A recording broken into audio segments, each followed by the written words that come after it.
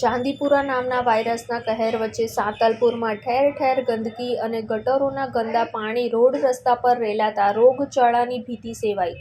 સાંતલપુરમાં ગંદકીનું સામ્રાજ્ય, ઠેર ઠેર કચરો, આખલાઓના ત્રાસથી સ્થાનિક લોકોમાં ભારે રોષ। પાટણ જિલ્લાના સાંતલપુરમાં ઘણા સમયથી ગ્રામ પંચાયતમાં વહીવટદાર હોવાના કારણે સાંતલપુર ગામમાં જ્યાં જુઓ ત્યાં ગંદકીનું ભારે સામ્રાજ્ય ફેલાયું છે।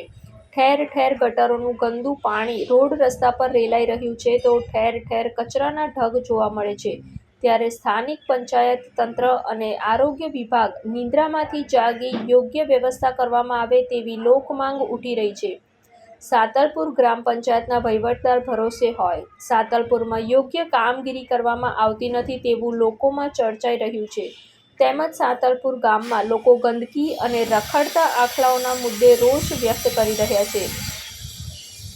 રાજ્ય સરકાર ઠેર ઠેર સ્વચ્છતાના અભિયાન ચલાવી રહ્યું છે ત્યારે સાંતલપુર ગ્રામ પંચાયતના વહીવટદાર તેનાથી ઉલટી જ ગંગા બહાવી રહ્યા છે।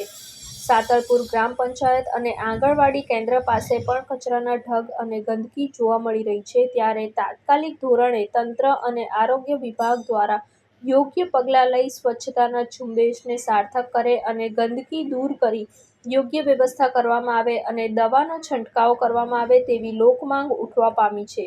આ છેલ્લા 6 મહિનાથી સાંતલપુરની અંદર સરપંચો છે વહીવટદાર છે, વહીવટદાર આવું છે તલાટીને પેલી વાર અમે રજૂઆત કરી કે ભાઈ આ ગામનો કચરો જે આખા જે આ છે 5 માણાના આખે પાડીને અત્યારે દવાખાના પડ્યા છે, 2 જણા ઘરે પડ્યા છે ને છેલ્લા 4 મહિનાથી 6 મહિનાથી એમના મળેલું ને બાળ મંદિરની બાજુમાં ગંદકી, કિચડ, છોકરાને સ્કૂલ જવું હોય તો સ્કૂલમાં જવાનો રસ્તો નહીં, શેઠ સુધી પાણી ગારો, વરસાદ નથી તો પાણી છે ને છેલ્લા 6 મહિના તેમના માલે રહ્યું। બાળ મંદિર 3 બાળ મંદિર છે, તળ બલબાદી બાળ મંદિરવાળા બૈરાએ મને કીધું, મને કે ભગાભાઈ તમે કાંઈક કરો।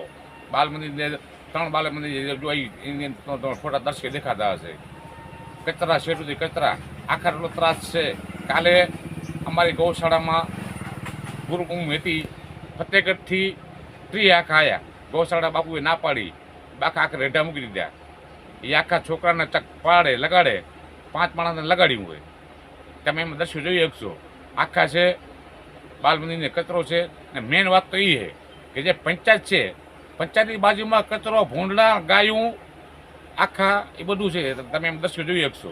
શેઠ સુધી કરશો આખા ગામમાં નહીં પાણીની સુવિધા, 10 દિવસે પાણી આવે, નહીં રોડ, નહીં રસ્તા।